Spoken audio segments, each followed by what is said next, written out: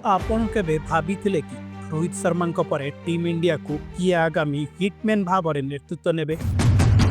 ଭାରତୀୟ କ୍ରିକେଟରରେ ବହୁତ ନାମ ଆସିଲା, ବହୁତ ବି ଗଲା, କିନ୍ତୁ ପ୍ରଶ୍ନ ଥିଲା କିଏ ହେବ ପରବର୍ତ୍ତୀ ଗେମ୍ ଚେଞ୍ଜର। ଆଉ ଏବେ ପୂର୍ବତନ ଧୂଆଁଧାର ଓପନର ବୀରେନ୍ଦ୍ର ସେହବାଗ ଦେଲେ ଏକ ବଡ଼ ବୟାନ। ଟିମ୍ ଇଣ୍ଡିଆକୁ ମିଳିଗଲା ନୂଆ ରୋହିତ ଶର୍ମା।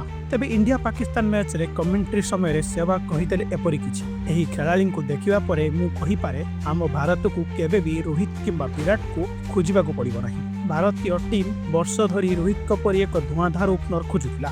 ବହୁତ ଖେଳାଳି ଚେଷ୍ଟା କଲେ, କିନ୍ତୁ କେହି ସେହି ସ୍ଥାନକୁ ଦୀର୍ଘ ସମୟ ଧରି ପୂରଣ କରିପାରିଲେ ନାହିଁ। କିନ୍ତୁ ସେହବାଗଙ୍କ ଦୃଷ୍ଟିରୁ ଅଭିଷେକ ଶର୍ମା ହେଉଛନ୍ତି ସେହି ଖତରନାକ ଓପନର, ଯିଏ କେବଳ ମ୍ୟାଚ୍ରେ ରନ୍ କରୁନାହାନ୍ତି, ବରଂ ଟିମ୍ରେ ଗେମ୍ ଚେଞ୍ଜର ହୋଇପଡ଼ିଛନ୍ତି। ତାହେଲେ ପ୍ରଶ୍ନ ହେଉଛି କି ଅଭିଷେକ ଶର୍ମା ନିଶ୍ଚୟ ରୋହିତ ଶର୍ମାଙ୍କୁ ପରିବର୍ତ୍ତନ କରିପାରିବେ କି? ସେ ସେହି ହିଟମ୍ୟାନ୍ ଭୂମିକାରେ ନୂଆ ଲେଜେଣ୍ଡ ଭାବରେ ନିଜକୁ ସାବ୍ୟସ୍ତ କରିପାରିବେ କି? ସମୟରେ ଉତ୍ତର ରହିଛି, କିନ୍ତୁ ସେହବାଗଙ୍କ ବୟାନ ପରେ ଏକ କଥା ସ୍ପଷ୍ଟ ଯେ ଟିମ୍ ଇଣ୍ଡିଆକୁ ମିଳିଗଲା ନୂଆ ସୁପରଷ୍ଟାର। ତେବେ ଆପଣଙ୍କ ମତ କ'ଣ? ଅଭିଷେକ ଶର୍ମା କି ପରବର୍ତ୍ତୀ ରୋହିତ ଶର୍ମା ହୋଇପାରିବେ କି? କମେଣ୍ଟ ମାଧ୍ୟମରେ ନିଶ୍ଚିତ ଜଣାନ୍ତୁ।